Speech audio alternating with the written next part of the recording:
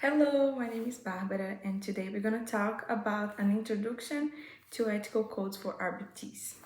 So today we will start to discuss about the ethics standards for RBTs because it is very important for this whole role as an RBT and also for our clients.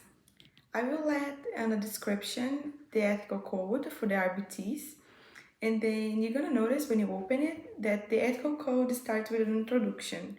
So when you guys decide to become an RBT, you must agree with the ethical code and with the requirement from the BACB for the RBTs. If you do not know about the standard or if you misunderstood one of the standard, in case you do not respect the code, you will still failing to comply with them.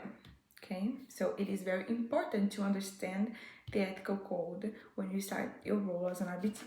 So another important thing to understand is that the RBT only will practice the RBT role after, with a close supervision, because the supervisors are responsible for the work that you as an RBT will perform. So you actually can go to your supervisor and ask for support when you start to understand, to learn about the ethical code, or in case you actually need to interpret the ethical code. And then, of course, in case something happened, you always will need to following the law, following the ethical code, and always place the client interest too. So even if you are an RBT, you must understand and know the 4 core principles of the behavioral analyst ethical code. I will also leave the link on the description, but we're going to discuss a little bit about this too. The first one is going to be benefit others, which will include to maximize the benefit and to do not harm at all.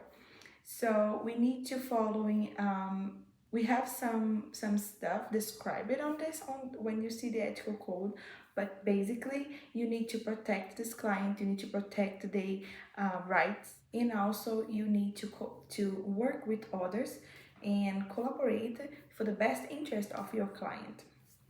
The second one will be treat others with compassion, dignity, and respect, which will include you treating your client and the family and the other colleagues with equitability. You need to respect the other's privacy, respect the confidentiality, be careful to not judge the client or the family because of age, disability, ethnicity, gender, and others. The third one is going to be the behavior with integrity, which the RBT and the behavior analyst must follow their responsibilities with the scientific, professional communities, and with the society in general.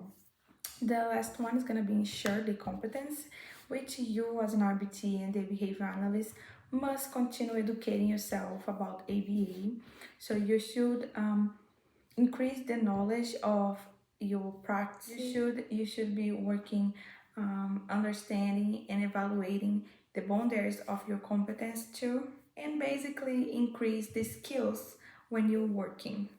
You also have another duty, that is let your supervisor know in case you see some another RBT possible causing potential risk of the ethical violation.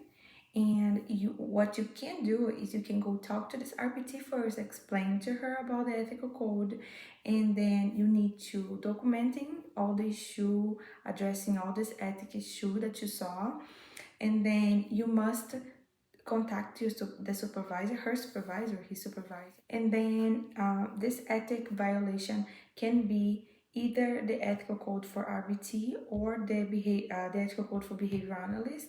And then if you do not have any support from the supervisor, you can report it to the board, to the BACB.